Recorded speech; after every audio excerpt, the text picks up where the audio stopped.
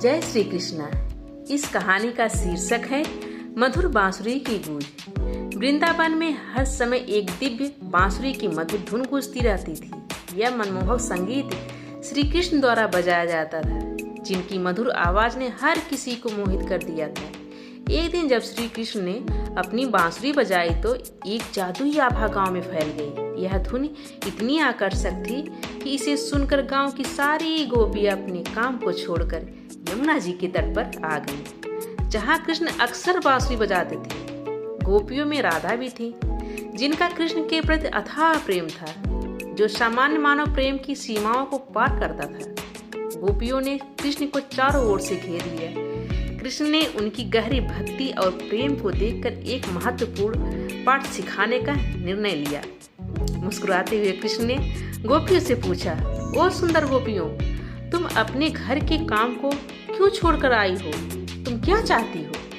गोपियों ने कहा, प्रभु, आपकी बांसुरी की मधुरता हमें इतनी आकर्षित करती है कि हम उनके बिना नहीं रह सकती।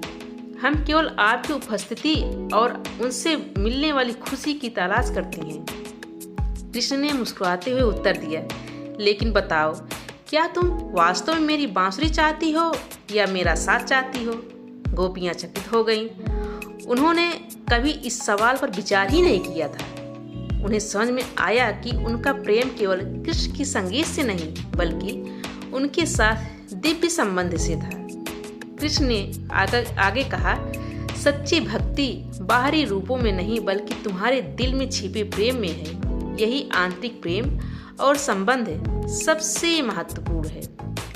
गोपियां समझ गईं कि उनका प्रेम कृष्ण के प्रति उनकी आंतरिक आध्यात्मिक यात्रा का प्रतिबिंब है। उन्होंने समझा कि उनकी भक्ति शुद्ध और निस्वार्थ होनी चाहिए। उन्होंने कृष्ण को उनके दिव्य मार्गदर्शन के लिए धन्यवाद दिया और सच्ची भक्ति का कीमती पाठ लेकर अपने घर लौट गईं।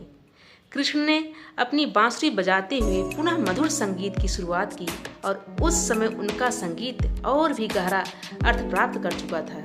गोपियां और परिपक्व और जागरूक अपने जीवन को एक नई दिशा और उद्देश्य के साथ जीने लगी। हमेशा अपने प्रिय कृष्ण ने मिली दिव्य शिक्षा को याद करते हुए कृष्ण भक्ति में लीन हो गईं। यह कहानी कृष्ण की दिव्यता और उनके शिक्षा पर संदेश को दर्शाती है, जो सच्ची भक्ति और आंतरिक संबंध को उजागर करती हैं। जय श्री कृष्णा।